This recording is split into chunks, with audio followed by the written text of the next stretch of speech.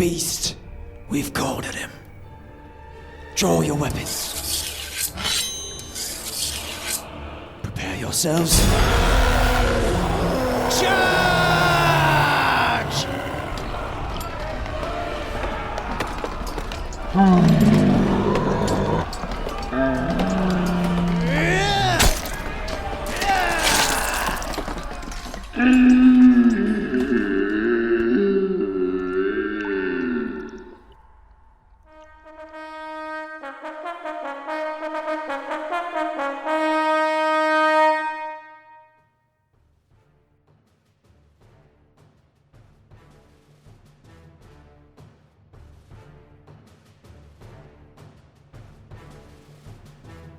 Welcome to the Raiders Confessional, the podcast for all things raiding in the World of Warcraft. How's it going, everyone? This is TRC Episode 4, the third part of a three-part series, the final one. Today I'm joined by Dan and Cole. How's it going, Dan and Cole? Hello. Hello. So as you guys have listened from the past episodes, this whole three-part series, we are talking about raiding in WoW, and we're talking about what you got to do to get ready for raiding, to get your foot in the door for the raid scene. What happens once you're in the raid scene? And today we're going to talk about what happens or what goes on with the guild when they've come to the end of a section of content, whether it be they've reached the last boss, their guild has reached a progression point that they're not really going to go past, or other outside influences have dictated that their progression during that period of content is done. So today we're going to talk about what happens when you're done raiding and waiting for the next set of content.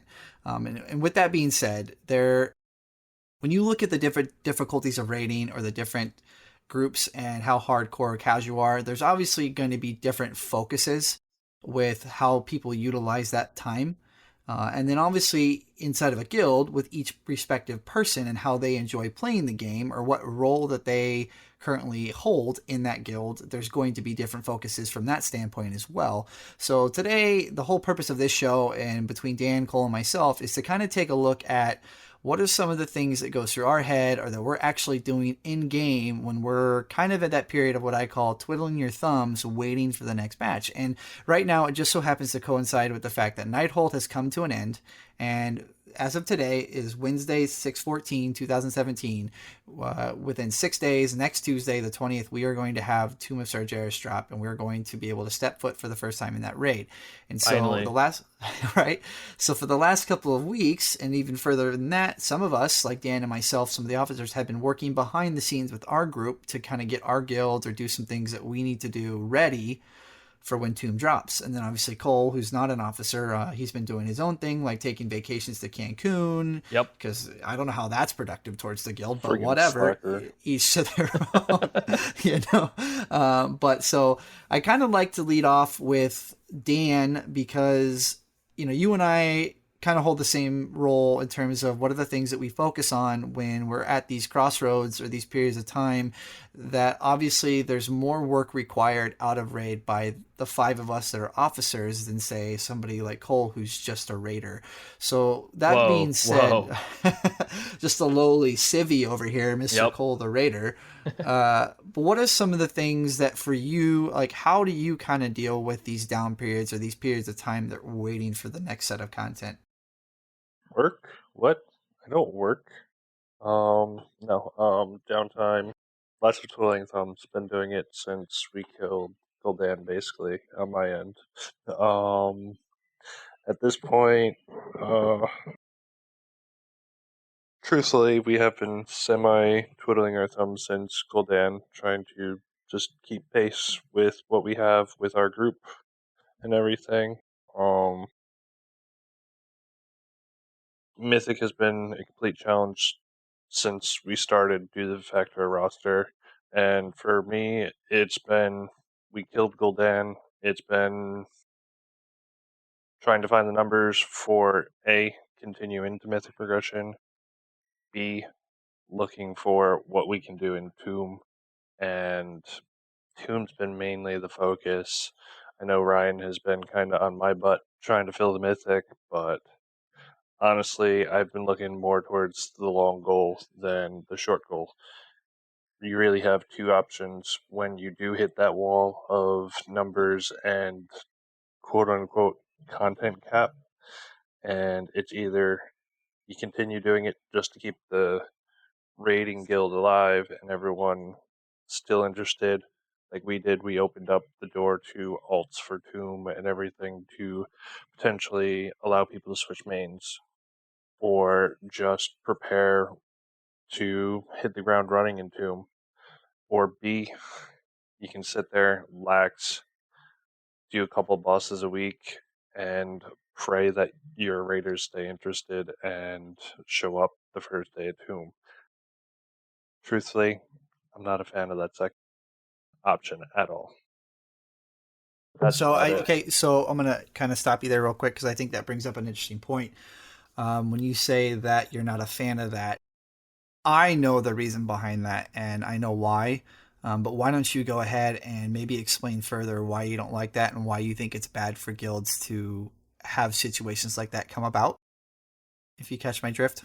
If you sit down and slow your raid progress, you're going to get people that just get stale. Yeah, our core group is mostly built up of people that just want to sit around, banter while we kill bosses and everything, but at the same time, we're always putting in work. Really, it we actually picked up a couple raiders in the past couple of weeks due to the fact that their guilds just went dormant. People play this game with other people to interact, have fun, and if a guild goes dormant, there's not much reason to stay there. And I've always seen it as trying to keep the ship afloat, even if we're bailing out water. Just keep going. Yeah, I mean, it is kind of interesting seeing the uptick in players now that Tomb is getting closer, that we've actually almost filled out the Mythic rating, and we're progressing pretty well in Mythic now that we have filled out those extra roles. I wonder if it's because of Tomb, or is it because of the fatigue finally set in from the other guilds? I think it's a bit of both, and I think you also have a higher contingent of people that are they feel the pressure of, oh, I've been, so let's say, you've been stuck in a guild that isn't really going much of anywhere. They may see a little bit of progression every now and then, but for the most part they're just either kind of staying where they're at or even regressing in some cases. You don't really mesh well with the group that you're part of, and all of a sudden Tomb is fixing to drop, and you're kind of also, as that date starts coming closer and closer, you start to realize, do I really want to be in this group going into the next set of content? And then with some of the cases with the recent pickups we had, they've been people that have come to fill, the couple of slots that we had missing for the night, and they kind of saw how we, I don't want to say we ran a really strict ship, or do rather, but we ran a pretty smooth raid. Even with hiccups, we try to deal with them as quickly and efficiently as possible without being super strict on things. We don't, other than me being the resident grump, nobody really likes to yell or call people out or be toxic.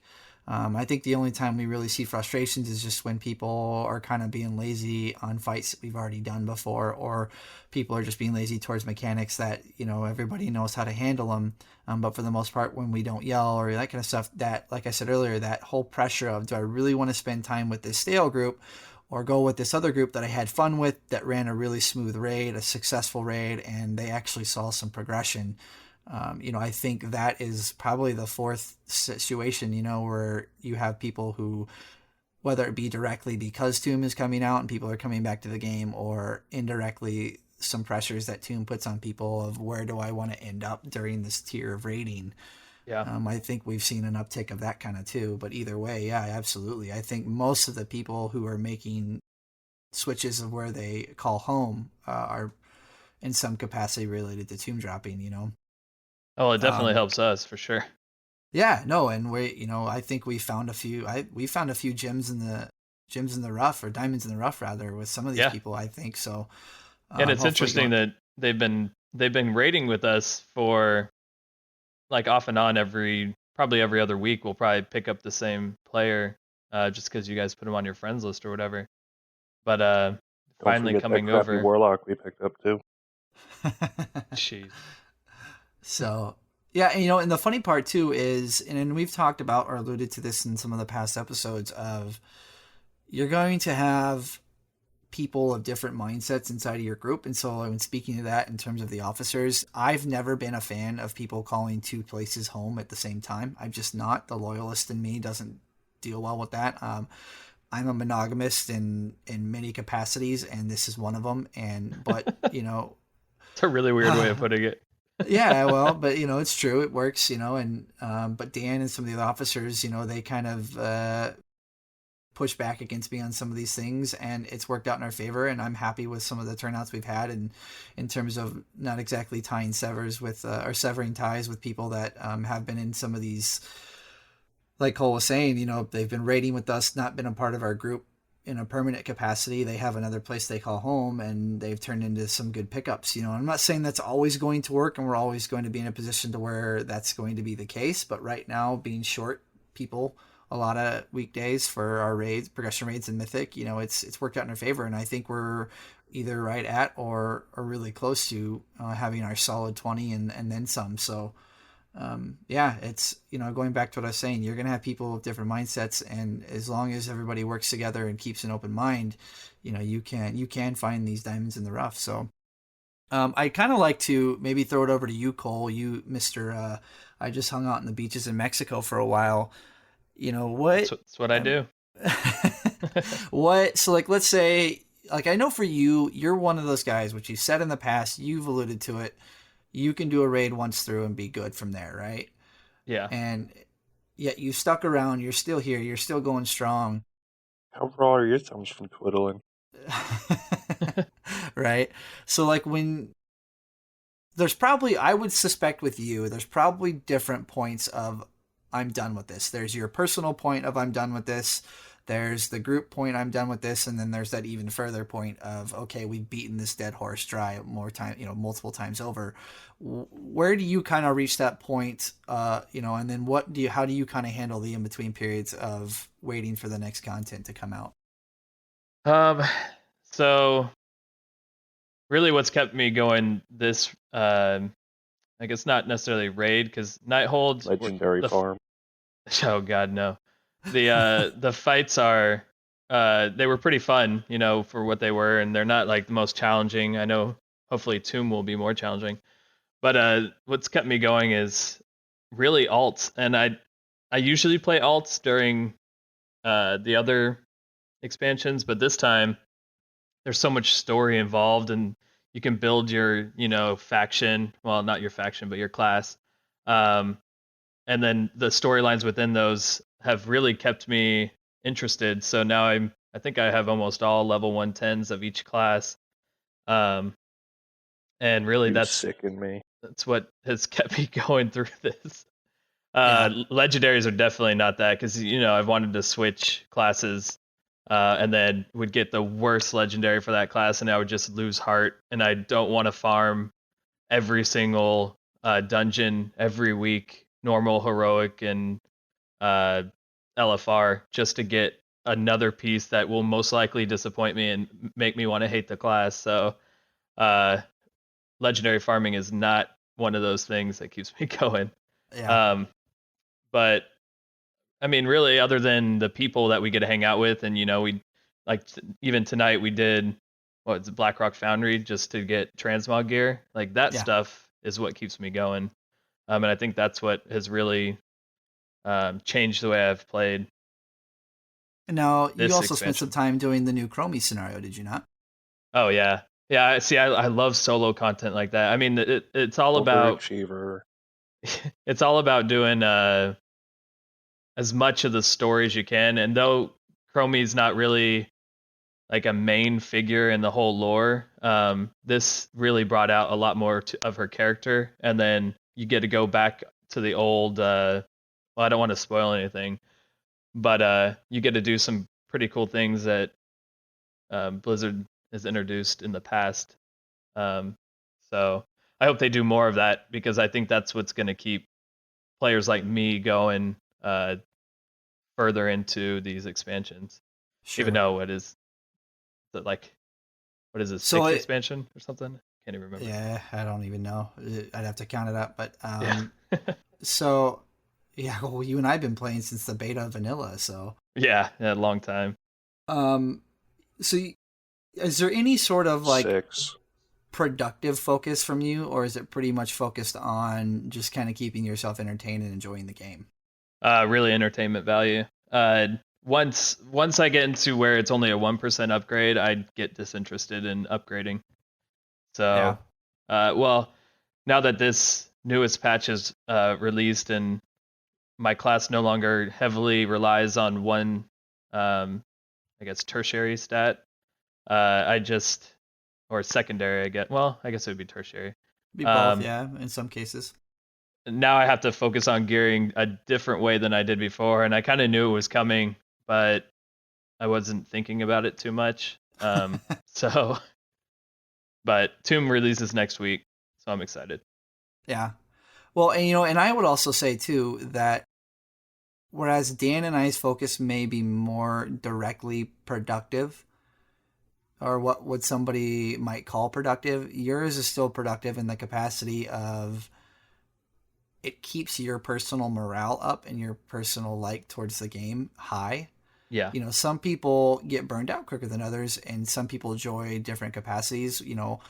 So for you to do that and keep the game fresh and enjoyable, stuff like that, it is also productive, because when I look at it or consider it from an officer standpoint, and Dan, maybe you agree or you don't here, but one of the things that I think of when I see you, while I may not directly on an individual level agree with that, I can rest easy, because it's like, okay, Cole still has things to do, so I probably don't have to worry about Cole dipping out of the game anytime soon. Like, he's still going to be around.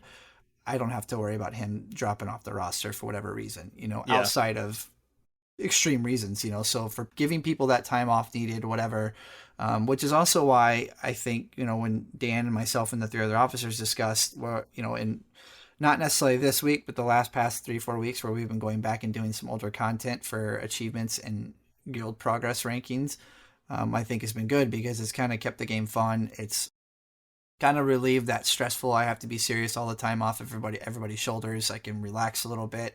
We can bullshit and banter in Discord a little bit more than we normally do, and just kind of take our shoes off and have some fun. So I definitely think, even though it may not be directly considered productive, I think that is productive in some capacity. Um, so Dan, let's go over to the other side of the coin here, and let's talk about some more of the specifics of what are some of the things that we focus on when we're looking at these periods of time. Tomb is coming closer. We need to shore up some loose ends. We need to change some things.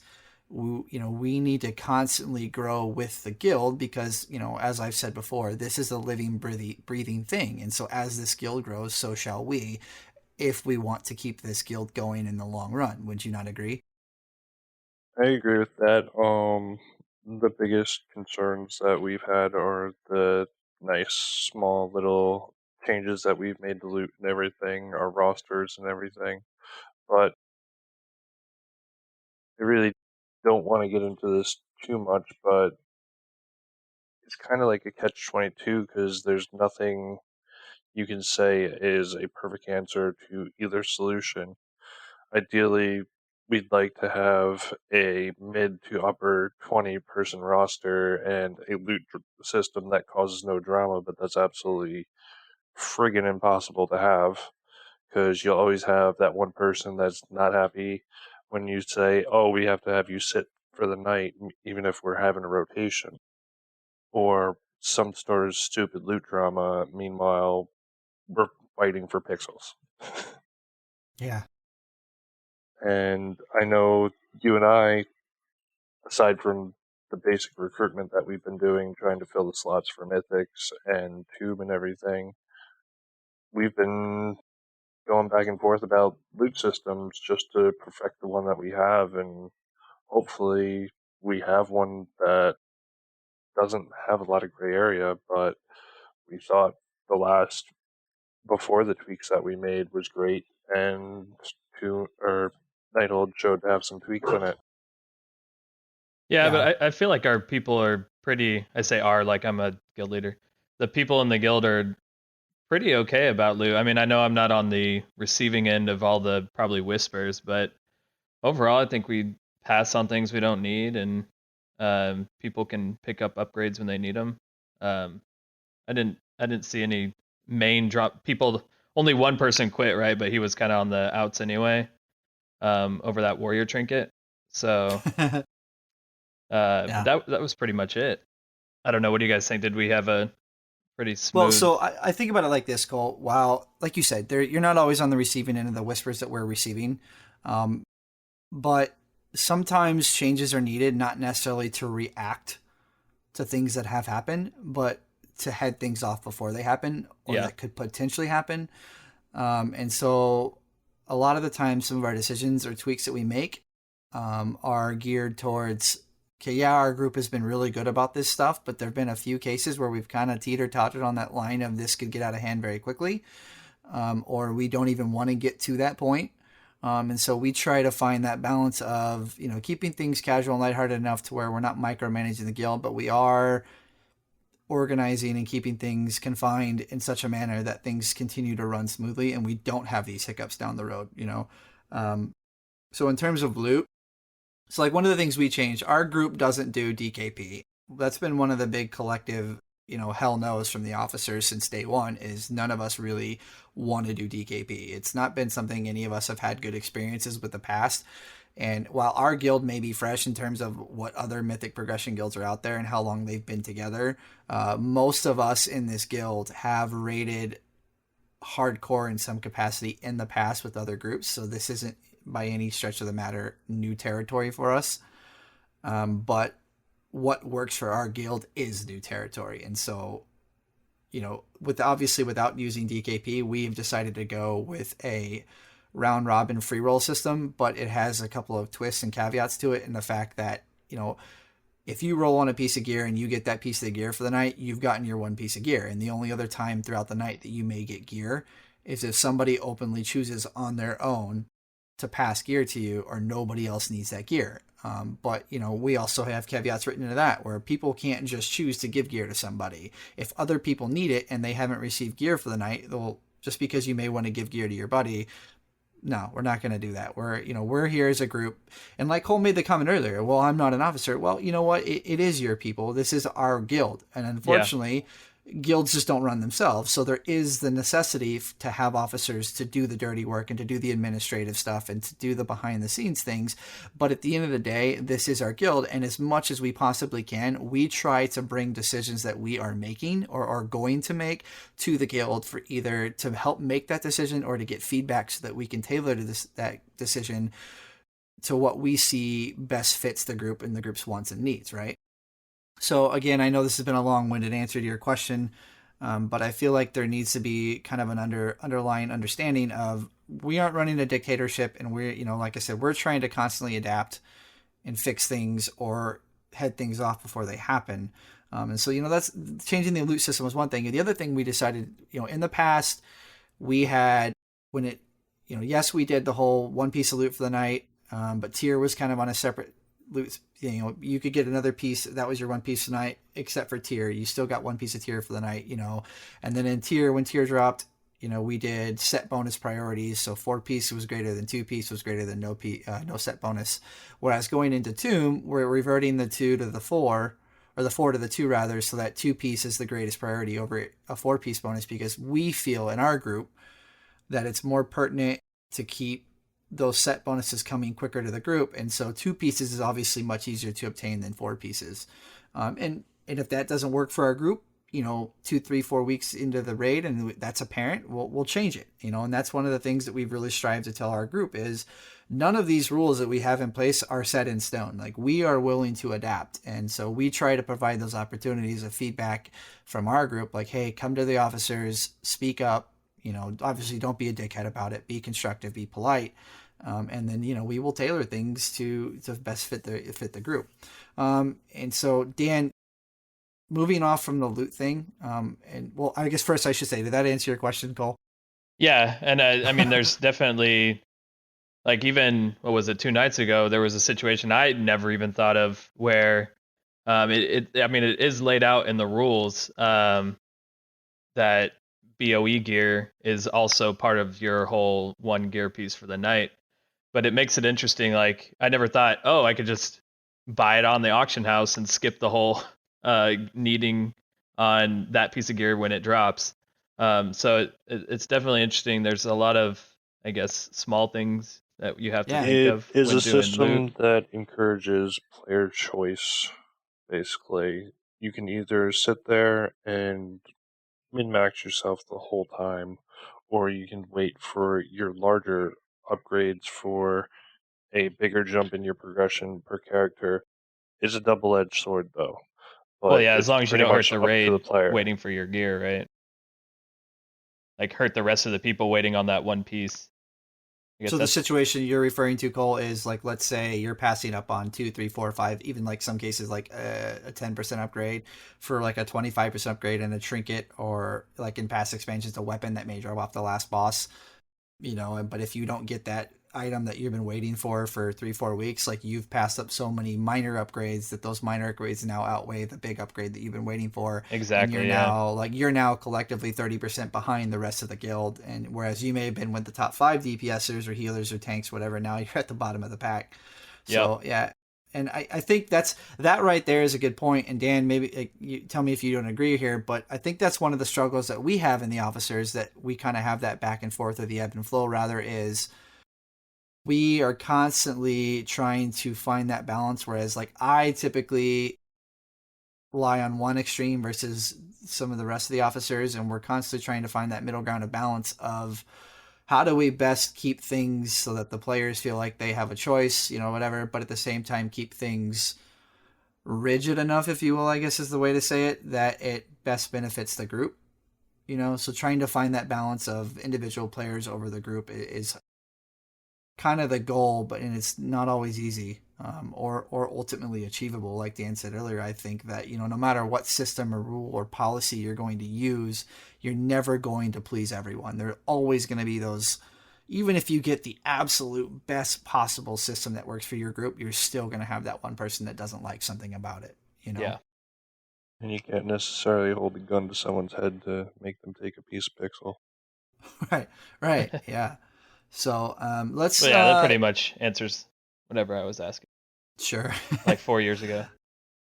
Yeah. Long-winded here. Yeah. But I'd like to, Dan, when I first asked you this question to talk about what are some of the things that we focus on as officers, you kind of, maybe unbeknownst to listeners, but I picked up on it. You kind of like collectively included like 6 or 7 things that we focused on, all in one lump there. And so one of the other things I'd like to talk about is why we actually adapted an attendance policy that we didn't have in place before. So maybe touch on like what was the motivator behind deciding to go to an attendance policy, and what are some of the things that we maybe are hoping to fix, improve, with this attendance policy. The whole thing with the attendance policy that we came up with, it's more or less to hopefully counteract those that are pretty much hot in the beginning, cold midway through, and then drop off. It might not completely fix it this tier, but going into Argus or the third tier of the expansion, whatever you want to call it, the hopes are to have a core sitting at that attendance so we know what our core is actually looking like, to more or less weed out our weak links. I'm not going to call out names, but we did have people show up recently that have been MIA for a couple weeks. We also had people that for the last 4 weeks of mythic progression were hot, and for the past 3 raids we haven't heard from them. So this is a system that more or less to counteract any issues that could arise from gearing people that don't truthfully deserve the loot. Right. And the thing to kind of note here, and I feel like for everybody listening, as the 3 of us sit here and do these shows and we talk about some of these intimate details of our own personal group, the thing to know here is a lot of our guild members who aren't a part of these discussions when the officers are making or working on these rules and policies listen to this show. And so we are talking about intimate details of our group, because part of the purpose of this show is to get raw, is to get dirty, is to talk about the ongoings of what goes into a group, you know. And so at the expense of our own group's, you know, happiness and whatever, because some of the players that we actually talk about and we don't drop names, they might be the ones in question sometimes. And I don't mean to say that to put on negative spin on things. Right now, with our 18 to 20 people that we have in our raid group, we have a pretty good thing going on. And we're, for the most part, I think everybody's pretty happy with the group. Everybody gets along, you know. We do get frustrated with, you know, each other or whatever at times, but we have fun and we do things. But there are those moments where we do have issues that we need to address. And so again, going back to the purpose of this show is to explain and talk about, you know, these are the real things that actually happen inside of a progression rating guild, whether it's a mythic, heroic, normal, whatever. These are necessary evils in a lot of cases, and real situations. So just to kind of maybe expand upon what Dan was saying with the attendance thing, you know, it's not something that we have wanted to do. You know, we talked about attendance policies and signing like policy agreements. You know, some of us, not me personally, but some of the group has been a part of rating guilds in the past, that some of the rules that they had to do was before they even joined the rating group, they had to read a rules document and then sign off on it. Ooh, that's rough. Yeah, and I can see but, how you know, it helps though. No kidding. Well, It was a giant burden on us when we had yeah, I it don't know if in that helps place. at all. It just kind of forces you to be like, I'm not gonna join, right? right. And so like also like look at Cole. Like one of the things is you and I have, you know, progressed through the game where we've called home. You know, one of the things that you and I have collectively been vehemently against is we don't want to fill out guild applications. Yeah, You that's the know, worst. yeah, but you know, our group now is getting to the point where we're, you know, we have people knocking on the door that are cold calls. They're not people that we have vetted out through pugging or running Mythic Pluses with. They're like, we literally have cold calls now. And we kind of have to start using an application, because a lot of the times what ends up happening is you find somebody, while yes, they may possess the skills to press the buttons in the right order at the right time and do absolutely just big, giant dick DPS, they may not fit the mold of our group. They may not mesh well. You know, they might get mad because a rogue got a trinket that they thought was only for warriors. You know, Yeah. it doesn't matter. Well, and I think Right. like, well, and I'm wondering, so the guilds that I have been a part of that did the recruiting process, I wonder how those. So how do I word this? Like I would rather raid with the person, get to know them, and see if they fit in the whole group rather than a cold call. Like if you just get an application that says, "Oh, I'm X number of DPS," like I feel like that person will more than likely quit sooner than someone that you integrate into the group through pugging or um, like through Mythic Plus or something like that. What do you Right. guys think? Well, I think, go ahead, Dan. Go ahead. I wholeheartedly agree with that decision there, Cole. And some of the peoples that have been coming through the door are either cold calls from the past that I just kept on my BNet. The hunter we picked up, well, technically last night, but has been raiding with us for the past month. He was a cold call from the beginning of Nighthold, and I happened to keep him on my BNet, and he ended up transferring to another guild on Sargeras. We just kept in touch. He ran a couple of Mythic Pluses with me, and lo and behold, he's now ours. Can't really knock that one. I'm still trying to figure out how it really actually happened. Yeah, and he's a good And player too. So his name, address, location is, no, just kidding. wait, But are we sure it's Henry a he? Winkler, 524 West Cali Boulevard. right. So like Dan, like you're talking about right there, like that's another one of those situations where we've been able to vet somebody out kind of in a roundabout way, you know, not the typical fashion of most people understand that goes on with the Mythic Progression Guild. But now that we are seeing some of these these cold calls, you know, to kind of touch also on your question, Cole, with the application, like, yes, you're absolutely right. Applications, by no stretch of the matter, do the best job or fulfill the entirety of what we need to do to vet somebody for our group. But I think that's why you have a 2-tier process of getting somebody into the raid group is you first filter them with applications, because sometimes you'll get these weird off the wall answers Proves or they like, can read and write. like you'll have somebody be like, oh yeah, I used to be in Method, blah, blah, blah, blah. And I'm like, okay, no, you never used to be part of Method. You never used to be part of Serenity. You never used to be part of Death and Taxis. Like, no, like you get those weird off the walls, blatant lies, total fibs. You know, you can typically pick up on that kind of stuff. But the other part of that 2-tier process is, okay, we vetted you out. You said all the right things on paper. There's no red flags immediately from that regard. You know, we know your past experience with raiding. We know where you've come from, what you're looking for in the guild, that kind of stuff. Now let's see how you actually fit in with the group. So we have a trial period with our group where you have to come to X number of raids, you know, and you're ineligible for loot unless nobody else needs that piece of gear. You know, you're just there to prove to us whether I'm getting gear every single night, whether things are going well. I'm going to be here, and I'm also going to be here and carry my own weight.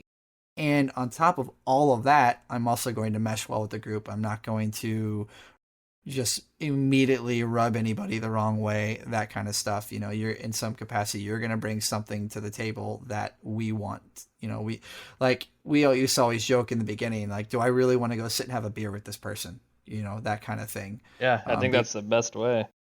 I mean, yeah, it really does. You know, I've had because a beer with a few of our players.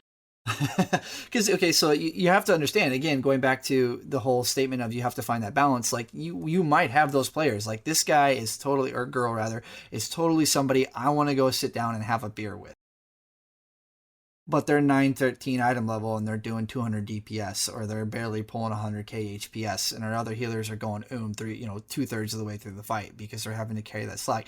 If you have a situation like that, while yes, that person is absolutely somebody you love playing games with, hanging out in Discord with, whatever voice comm your group uses, they also may not be necessarily cut out to be a part of your progression group, you know. And then on the other end of that extreme, I may have somebody who is, again, doing 1 million DPS at 880 item level because they're just that freak of nature who is good at everything they do, but they are just as toxic as they come. So you have to find that balance, right? Would you guys not agree? Yeah, the I first agree. one is heartbreaking when you find someone that meshes well, but they just can't keep up. Like, I hate seeing those people leave because it's like, if only you could somehow get them to practice more or log on more, or show them a trick that not necessarily you even use, but that would help them up their DPS just a little bit. Like, those are the players that I would always like to see or help. But the opposite end, the ones that are toxic, like, I don't think there's a way you can get rid of toxic players. There is. Or, It's called change /G them. remove. Well, yeah. You Like, know? I if they're toxic, like, that's just, Haters gonna hate. they're always gonna rub someone the wrong way, and you can't teach them not to be toxic. I don't know. I've never found a way to teach people not to be toxic. You see those numbers, bro? Oh Huh? gosh. You see those numbers? Yeah. Or Why even is this last night person where so there low? was, well, I don't even remember the Warrior's name, but they were just calling out our fellow DPS player. It's like, dude, you're not even pulling like 200k DPS, and you're like talking all this trash to us. Like, toxic just can't be cured. And you're more often than not, you're gonna find stuff like that when you're having to use pugs, and it sucks. And which is why most people hate doing LFR. You know, hate doing like you, Cole. Like you refuse to do Mythic Pluses unless it's full of 5 guildies, right? Yes. Or 5 people Oh that you know, man. right? Yeah, that's just the worst. Whenever, I mean, it could be the tank is fine, but then they do one wrong thing that someone else in the group gets pissed off at, and then they leave, and then the other person leaves, and your key's dead. Not anymore, but it's like, I can't stand those toxic players. But I Right. think Blizzard's done a good job of kind of getting rid of them or fixing it, but it's never going to go away. Yeah, and so you said something a second ago, Cole, which would I'd like to utilize to kind of segue into the next thing I'd like to talk about, and that is, so we've talked about some of the policies, the big ticket items that may need to be focused on or changed. Recruitment obviously is a big thing. That's for us, that's going on even in the middle of content, at the beginning of content. And like right now we're kicking up putting the tires to the ground and putting the pedal to the floor of recruitment, trying to get those last few slots filled. We've been seeing some success in our current mythic progression. It's a little late in the game for Nighthold, but our group is getting in there and getting stuff done, which I think has helped to motivate us. Okay, we can do this. We're seeing success. We're finally getting to that point of why we started this guild and what we Keeping wanted us to hungry. go with it. Right, yeah, and so we're seeing some success. We're finding that motivation, that fuel, that energy, and so we're kicking up the recruitment efforts. We're revamping attendance. We're revamping policies. And so like for me personally, as the raid leader, Dan's my co-raid lead. My focus, this week I've already started looking at the tomb fights. Starting putting together some strategies, looking at some of the different mechanics and how our group is best going to be able to deal with them, whether it be because of the individual players that we have come and the skills they possess or the class makeup, that kind of thing. So that's one of my big focuses right now is, okay, like I know Cole may not be one of those people that likes to watch videos or learn about a fight beforehand because he wants to experience that fight for the first time when he goes in there, but I need to be ready. I am the one who people are looking to say, hey, this is how we're going to deal with this fight. This is going to happen at X time. This is, happen in this situation. When those things happen, we're going to stand here, whatever. I need to start looking at that stuff. So that's one of my big focuses. And I know a lot of the times when I'm doing that, I'm getting together a strat and I'm kind of already typing in our officer Discord, hey, this fight's happening. These are going to be some of the things that we need to look out for. I can already know or say right now, I'm pretty sure our group is going to struggle here and do really well here.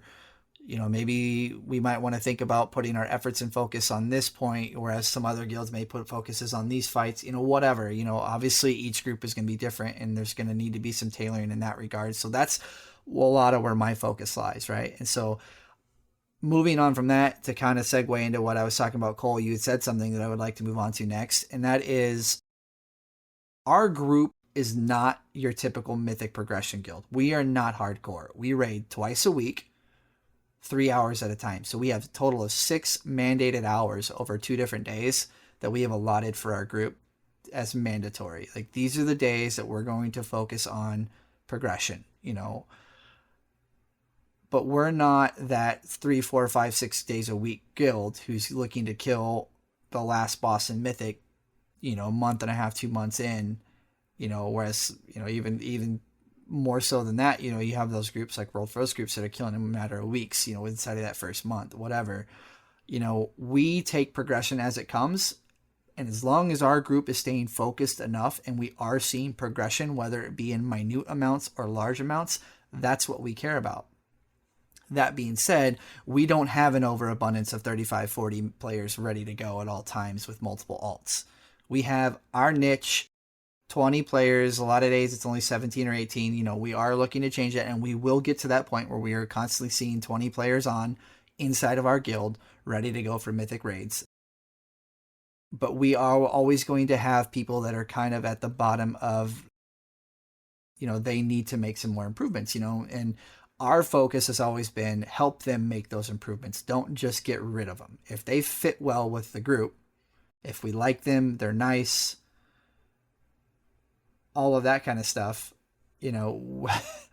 we're going to try to do our best to keep them around. And so Dan, wouldn't you say like some of our focus lately has been like, okay, where are some of the players that are either on new tunes, are new to the guild, have recently come back to the game, they're fresh on this difficulty or this, I guess, high level of rating, so we're going to focus on helping them improve or get them shored up to where they're ready to go when we step into Tomb.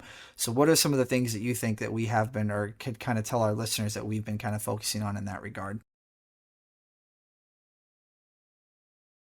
Way to lead up to that question for one. Things that we could say, really keep an eye out on them, make sure that they're putting in the effort. It goes back to more or less even that guy that you want to take out for a beer and just bullshit with that's not really pulling his weight. you have to make sure that those people are putting their work in. Just because they're showing up for the allotted 3 hours a night, 2 times a week, doesn't mean that they're entitled to that raid spot. They need to put some work in outside. They need to show improvements. It's not about the talk, it's about talking and walking. Show what they can do. And it's really keeping an eye on them and making sure that some progress is made at all points. Yeah. And kind of the other thing I think, and tell me whether you agree or not, is sometimes it's simple as sending a DM on Discord, like, hey man, been kind of noticing, you haven't been on as much, you don't seem like you're very talkative in raids, is there something going on in your personal life? Is there something wrong? Are you not happy on your class? And a lot of times there are going to be those situations where just a simple conversation of like, hey, what's going on? Can we help out? Is there something we can change or work with? And just sometimes a simple little conversation with that can yield big results. Would you not agree?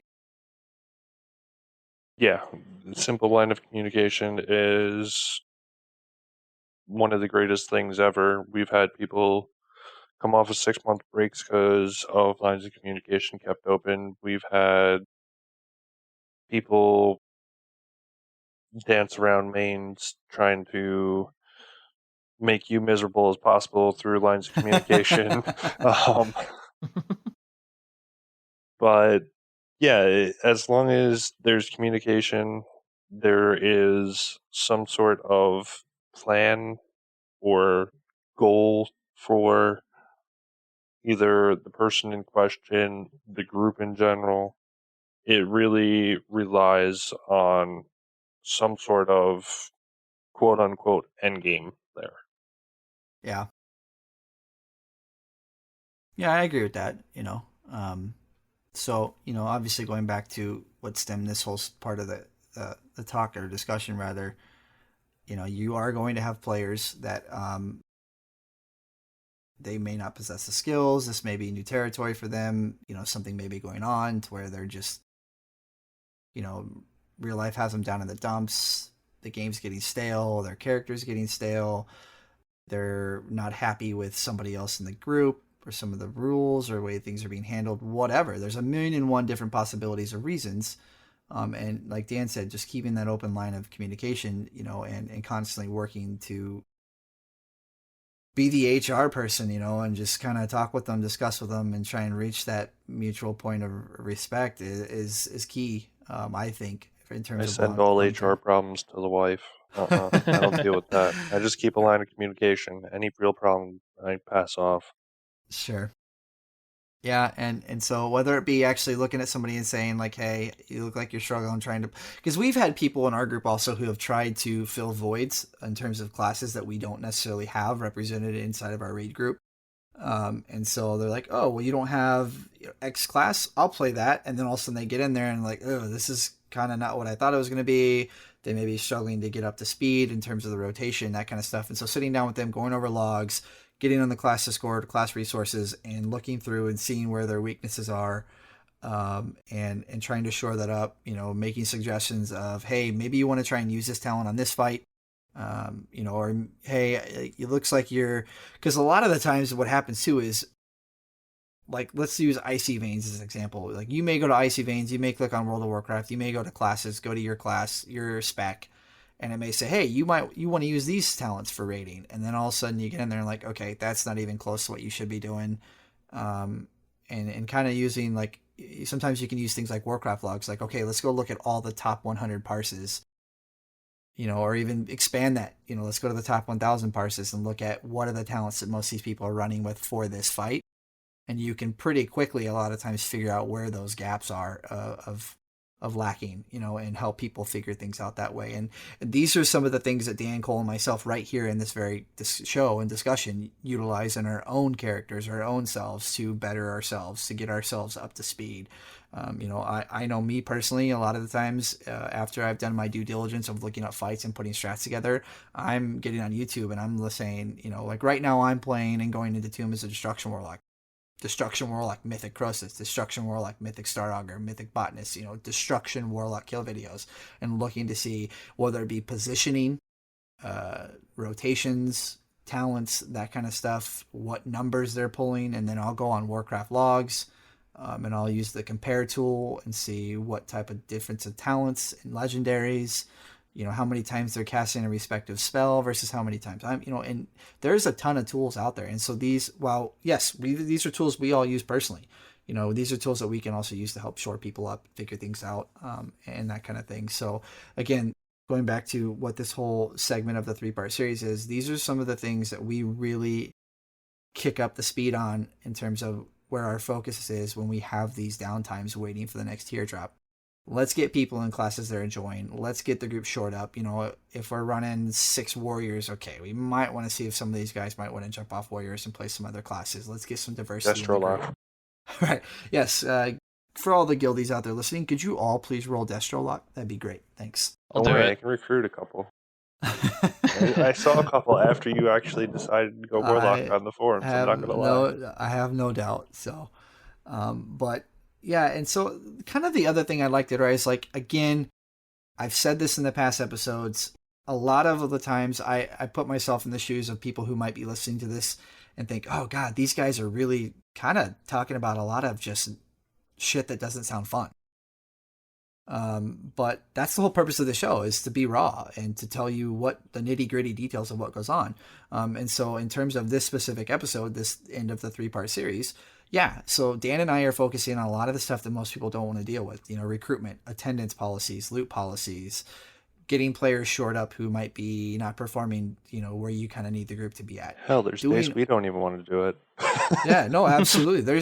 There are days that I literally have to force myself, okay, you're part of a group that's bigger than yourself. Yes, I understand right now you may want to hop on an alt and go play Invasions, go play a different game, whatever, but there's things that need to happen. And I've been given this task. I've chosen to take on this task. And I, at the end of the day, for me, the bigger picture, I enjoy this group. And yet there's going to be some of those days that I'm going to do things that I don't necessarily want to do, because the bigger picture is more rewarding than the immediate picture for me. But using that as what I want to say next is, have some fun in your down periods. Whether if your group needs time off, literally just needs to take a break, then go ahead and do that. But before you do, sit down and talk about, okay, we're going to take a break. We're going to let people have time off. I need we're going to time stop. off. I'll be back in Argus. Right. Oh, gosh. We may need to get rid of the mandatory days until the next content drops. But what can we do to ensure that we're going to have the most people, if not all of them, return once this content drops? Yeah, I wonder what would have happened if we would have done that for our group. I always think that, because our core group is pretty solid. We all log on, we all enjoy each other's company. But if we would have taken, let's say this last week off, I know it's very close to Tomb's release. Who do you think would have just gone off the deep end and gone forever, or do you think people would have stayed around? Because I know we never really entertained the idea of taking weeks off, or at least as a player, I didn't know if you guys did. So what are your thoughts? Outside of losing you, I think right now our group is pretty solid. No, I don't think I would have left.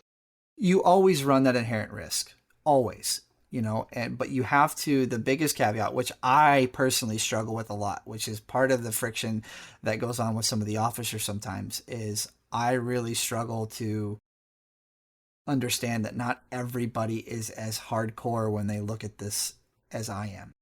Right? Yeah, that's true. I've never known you to take things lightly, I guess. Yeah. You go head in, and once you're in, you're in. Maybe right now, WoW is your game. What's that, Dan? Maybe I shouldn't have asked you to be a raid leader. That's probably what's kept him around so long. That and getting a legendary every other day. Yeah, freaking building a Lego house. Yeah. What do you have, like all of them now on every class? Yeah. Oh, I have more. Now the Warlock Blizzard needs it now. I have some that Blizzard hasn't released yet. I'm a tester. I bet. Probably has a rig on every class. But just to put it in context, Ryan and I have played games a lot over a lot of years. And he's probably, we've played PlayStation, let's say Destiny, you were hardcore into Destiny and you would not touch WoW for the longest time. No, fuck And that then game. this expansion comes out. Actually, it was probably Draenor. And then you got onto WoW, and I don't think you've touched any PlayStation game since then. I don't think Yeah. we played anything together other than WoW. Cole, But it's yeah, funny that you say that because when I found Ryan, he's like, "Oh, I got this buddy. He's out in Colorado. Blah blah blah blah blah. He's on vacation right now, but he'll be back soon." And for like 3 months straight, I'm like, "Where's this guy that you're talking about?" No one. Oh yeah, he'll be back. Yep. So yeah, it's no, funny that I mean that that's how you I do mentioned it. that he Like, was all PS3, PS4, and now he's a WoW addict again. yeah, it's I hard to stay think, away from WoW. and I think you're right, Cole. And I think one of the points in time where I make a jump from one game to the next is, I know you joke a lot of times where if you weren't getting gear, you probably wouldn't still be here. And I would say you're absolutely right 6 years ago, Yeah, when I was younger. But for me right now, the biggest motivator, as long as I feel like I have a tight knit group of people, friends, that I can constantly be a part of, that there is a bigger picture. I don't like to not feel like I'm a part of something bigger than myself. I just don't. I hate it. It drives me nuts. I like to have a goal to work towards, to a group that I can be competitive with. And I think that's where the most of my frustration comes with, is just, oh, we're not living up to our potential. Like, sit up in your chairs, focus up, let's do this, But part of the reason why I have been so eager to jump from one, like you were saying, I left WoW, I wouldn't touch WoW, we were playing Destiny, but we had a group that was playing Destiny regularly, right? yeah, When that kind of started to fall off and it was becoming more and more a struggle each time we tried to go do the Destiny raids, that on top of the Destiny raids got stale. Destiny was doing a poor job of putting content out. And we were right on the cusp of Legion coming. You and I had watched the digital ticket of the last the prior BlizzCon, and we're like, man, this expansion looks awesome. Okay, yep, we're going back to WoW. But I think, looking at some of the other guilds that I've had the same group of friends, and now these are groups of friends that I went to college with. My roommate in college, I lived with a guy for 7 years, and there's a whole group that they're all from the same hometown that I've been friends with. And that group, everybody comes back and they do the atypical, they hit the game hardcore for 2-3 months. Everybody dips out. Nobody, they go on to the next game. And then I'm usually left kind of sitting there in the wind, and then 5 or 6 of them may stick around, but as a group, they kind of fall apart. And for me, that's usually when I lose interest, is when I'm kind of just another cog in the machine, and that machine really isn't going anywhere. And I think with this group, and part of why we are able to bring so many raw details to this show, is this is a very tight-knit group who are all doing stuff with each other all the time, and we're seeing success. We're not toxic. Things are fun. there's weddings. There's weddings. Woot! There's our only Counting down the DH going months. to Mexico. Yeah, that's but true. I think if our And we group turned you wasn't into a seeing, drive shaft instead of a cog. Yeah, yeah, you are but a I drive think shaft now. our group takes what our group is trying to do pretty seriously for the most part, and that to me is what brings me joy and happiness with this game. And I would probably be looking for another home, finding another game to play, whatever, if this wasn't the case right now with WoW, and it is, so I'm happy. And yeah, but yeah, I think you're right in that regard, Cole. Well, I for would sure. probably, Yeah, I get mean, beat I this make fun of you recruiting. for the legendaries, but you and I play for the exact same reason. For one, you and I are far apart from each other, and we used to hang out all the time.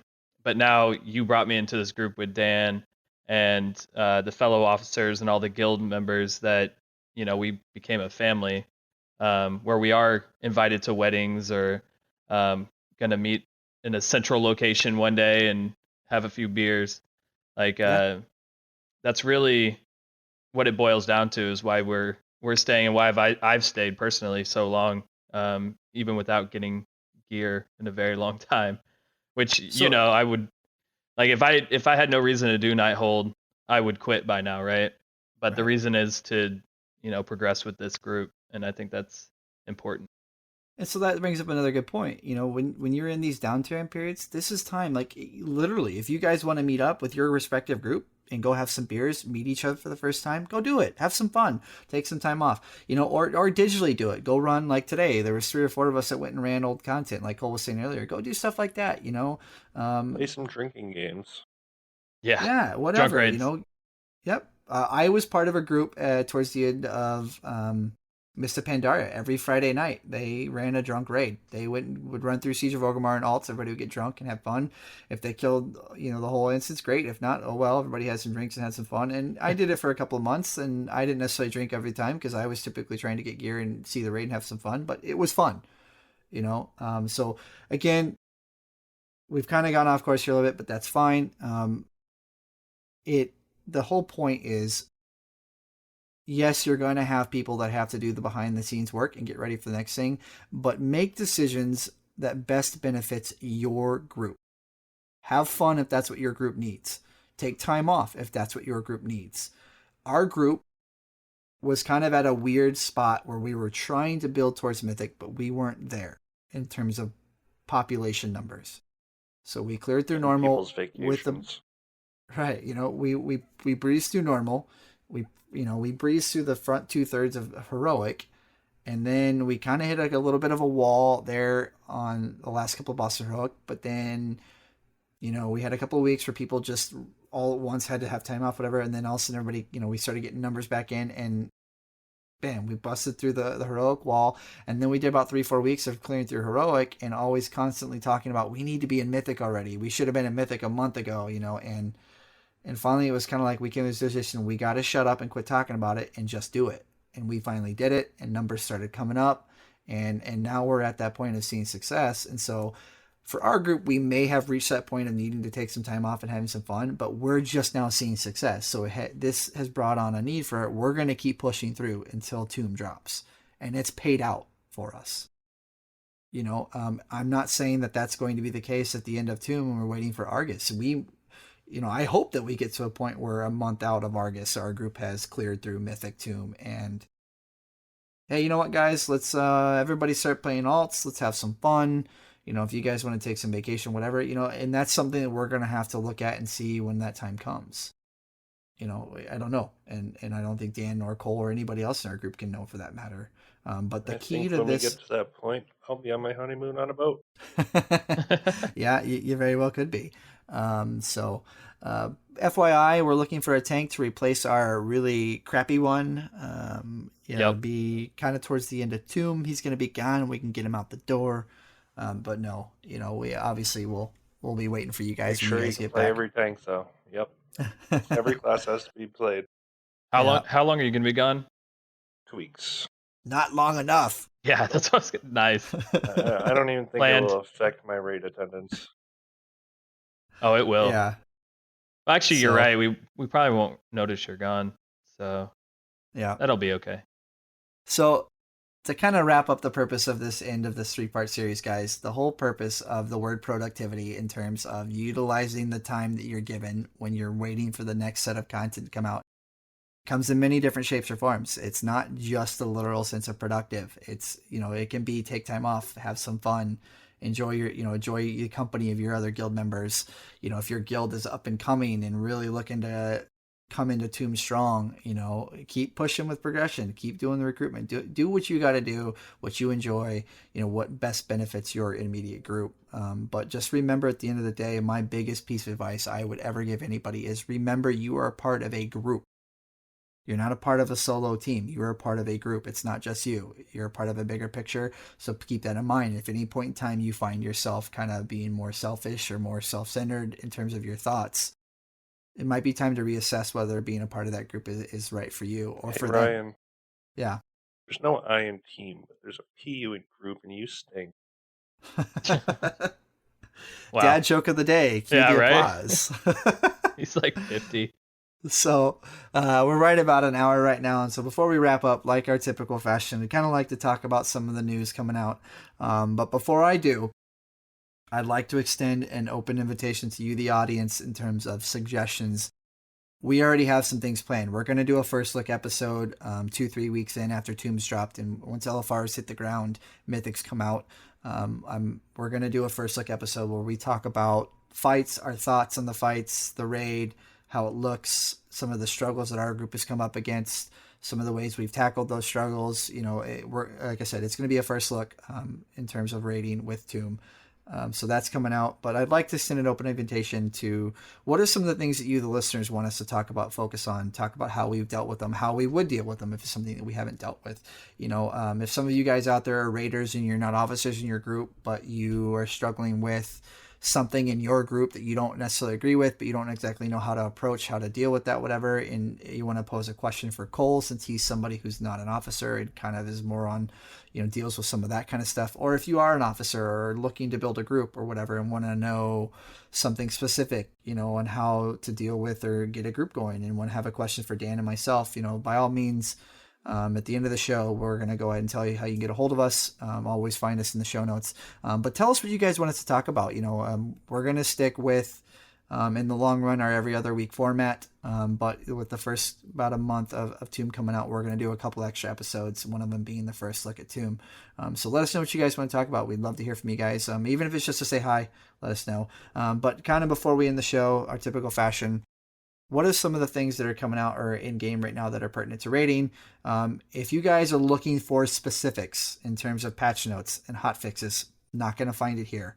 There is a website called www.mmochampion.com. Go check it out. It's beautiful, great for keeping up with stuff like that.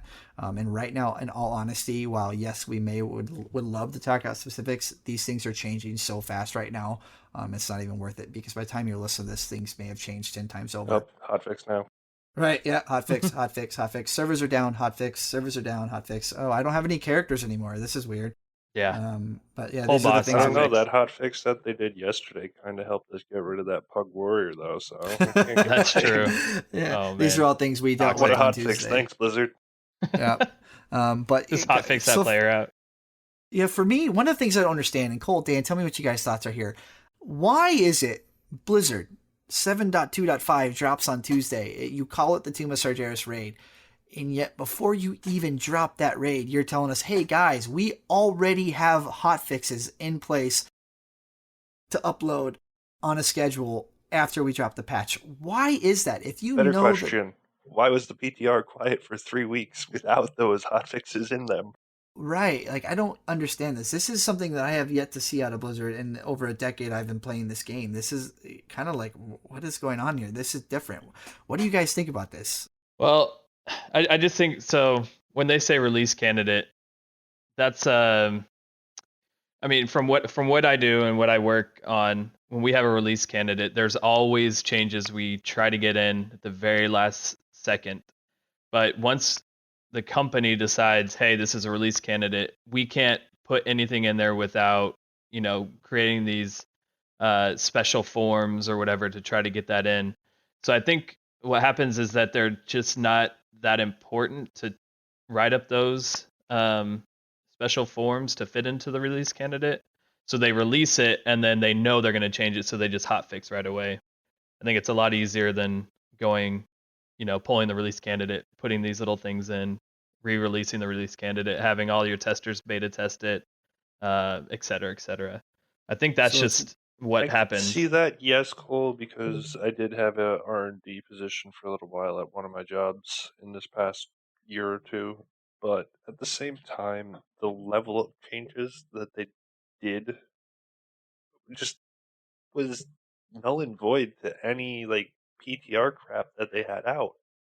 So I see it from a certain angle, but I still feel like they dropped the ball. Yeah, but yeah, I mean, I'm not going to defend, or I'm not going to say you guys are wrong or they're right or anything like that. It's just I just think when it's a small change, like something that they couldn't fit into the release candidate but still needed additional time to test with, but couldn't, I guess, test it unless they had released first. Like, if that makes any sense, I think that's mostly what they're doing, and it's not like they're big hot fixes, right? Just like some damage increases for monks, let's just say, or shadow priests. But Windwalker, I mean, that's dead, AP right? They're you never know. Windwalker's benched anyway, so they need all the hot fixes they can get. Come on, Yeah. I pull my weight into heroic raids when I'm alive. Windwalker, man, that's in a state of its own. I feel bad for them. because that's such Fun a fun class to class. play. I But really don't think it's as broken as everyone seems. Yeah, it's not freaking top parse pulling 6 million DPS like a Demon Hunter is. Cole. whoa. But yeah, I mean, I know we're not going to get into individual hot fixes, but I think some of them are just like, hey, this is a quality of life issue that we need to solve right now. Let's put it in or before we release the next big patch, which I guess is opening tomb. I don't even know if that's a Yeah. patch because I guess all that's already in the game. But um, yeah, so So you're I don't kind mind of it. so in essence, you're basically saying right now they're working around red tape they have in place inside of their company. Yeah, I think that's what they're mostly doing. And so I guess my second point would be you're kind of in a unique situation where you're kind of on the fence between being a player and being somebody who is a developer in their own respect and understands the ongoings of what Blizzard deals with. Oh yeah, and I mean where I work, putting any last minute changes in is an act of Congress. It is you have to write so many things and get approved by so many different levels. Eventually, it's just like, hey, let's just put this in the next release, which is a month out, and we don't have to deal with all this. And it's not like it's going to affect the customer at all. It's not going to. I mean, for Blizzard, it's different because it's a game and it will affect our customer directly. But I was if about to say. if it's a small change like uh let's say Crosus, his searing brand damage reduced by 15%, like that's not going to affect a majority of the players, but maybe the small amount that it does No, will it was help actually them. But nice it's being on Crosus last night. Didn't yeah, hurt I as mean, much as I was anticipating. yeah, and it definitely helped us with our mythic progression. But I think to pull back a release candidate to put that 15% change in, they're not going to. It's not like a big deal. So, and then Yeah. in a week or two, we're going to forget about these hot fixes and not even care that they put them in there anyway. So, and So we'll be rating Tomb. yeah, my other thing I'd like to talk about, and Cole and you and Dan both work in the tech industry in your own rights. Um, this is to me is probably one of the most incredibly infuriating / frustrating points in time. Is okay, patches here, Blizzard. You've had this game out. You've had games rather multiple out that deal with expansions and patches and all this other stuff for over a decade, for a very long time. You know that servers are going to have issues. You know that you're going to get DDoSed. How is it that trying to play the game on a Tuesday when patches and content drops is still this miserable a lot of the times? That's so frustrating to me. And that might just because I'm ignorant and don't understand it. And there might be a very valid reason for that. But it doesn't negate the fact that I just hate it. It's like, figure this out. Figure it out. With the amount of money that you've taken from me and every other player that plays your games over the years, it's just, to me, on some level, it's unacceptable that it's this miserable to the points not even be able to play the game. Yeah, but it has gotten a lot better. You have to admit, right? Remember when when the game first launched, you just couldn't even play on the live servers for a few days because it was that bad. But when a new patch comes out, you have a bunch of people downloading and logging on all at the same time. They find little bugs, so they bring the server down because those little bugs could turn into big bugs. I think most of what we were seeing yesterday is these hot fixes going in, right? So, and then I don't know from their server load side of things. I don't know if they were being DDoSed yesterday or if it was just the amount of players trying to log in was kind of creating a DDoS in a way. And then constantly, My question on that, turning off Cole, and turning back in is or didn't turning they on. come out with this great shard system to handle Legion's influx of player capacity, in which we shouldn't be really Yeah, I agree. Like we affected shouldn't at have. all? Yeah, I mean we shouldn't, but Like, yeah, I understand lines of code can one blip could screw up the whole million lines or whatever it is. I understand that much being in the tech field. I've seen it. I've done it it's a mess and it's not fun. But at the same time, it shouldn't affect all those logging in or a whole server-wide crash and not being able to get in for 15 minutes while we get rid of the warrior pug because he just didn't want to wait. Yeah. Well, But definitely there were servers that were still up, and we could access like Australia servers because they were still up. Probably because they yeah, I was haven't able rolled to over log my yet. old servers as well. They probably didn't go down yet, since I think it starts here in the U.S. But yeah, I mean that I would love to see their back end. I want to see what the influx of players That you looks do like want to when they. see back end pervert. Yeah, I want to see their naked servers. Um, but yeah, I mean it's gotten a lot better, and really, usually it's not this bad. Like every Tuesday, it doesn't happen. Only on big patch days. But I think it's more. It's probably them trying to control things on their end from melting down and hotfix things that they can before a majority of their players start playing. But I don't know. That's just my 2 cents. Sure. I don't know if it's right Sure. at all, but Yeah. Well, I can't say I actually, this just in, I just received a tweet on our podcast tweet here from a listener who would like to hear some more healing specific stuff. And what I can say is, when I alluded to earlier, we have some other shows planned in the future, diving deeper into role specific episodes, looking at the ins and outs of looking at a raid from a healer's perspective, from a melee DPS or ranged DPS, um, you know, looking at DPS officers, healing officers, or even from a tanking perspective. These are all episodes that we do have planned out in the long run.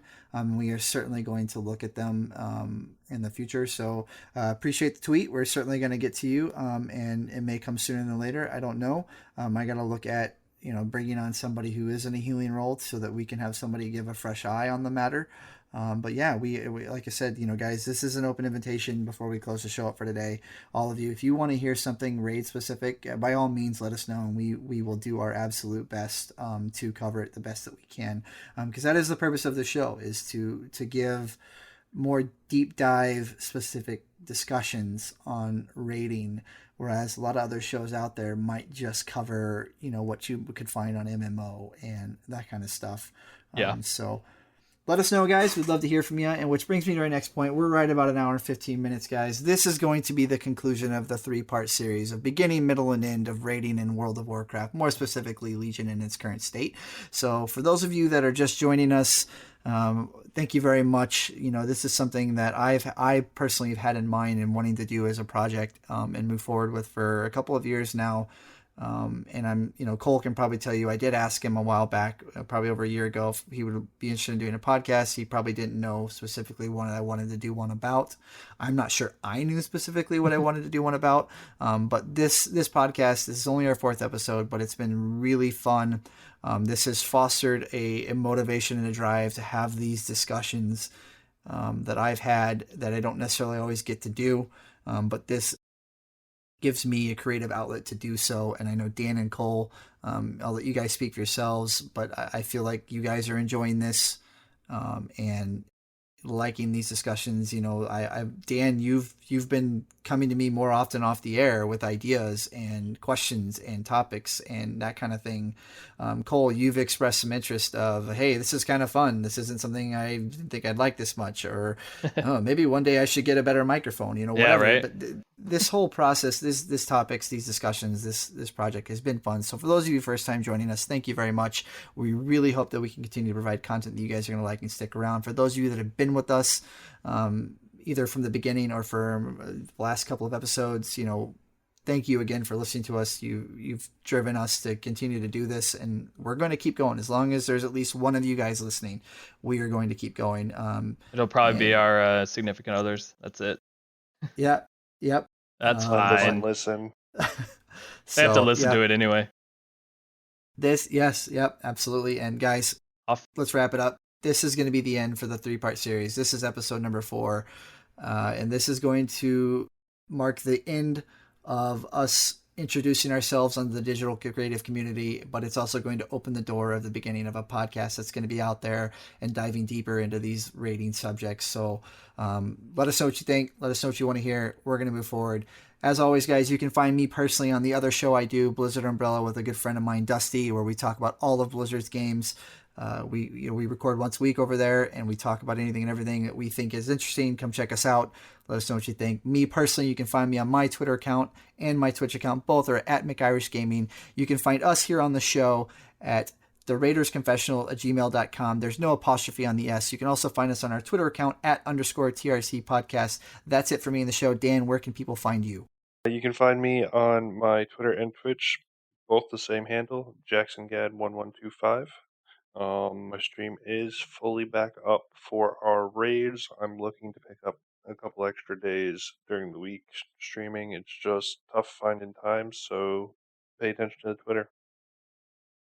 I'll eventually have somewhere you can find me.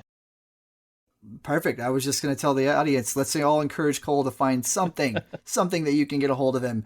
Can Follow someone him. please email Cole for us at the TRC email just so we know that Yep. he gets some love? Yep. Guys, as always, send us an email at Attention Cole. He's our resident grump with no absolute social media contact links to reach out to him, but do it anyways. Let's spur him to get a social media account. Anyways, that's it for us, guys. Thank you for being here. Thank you for listening. Keep us going strong. And that, for those of us here right now in this episode, Dan, Cole, and myself, we will talk to you in the next episode. See you guys. See ya.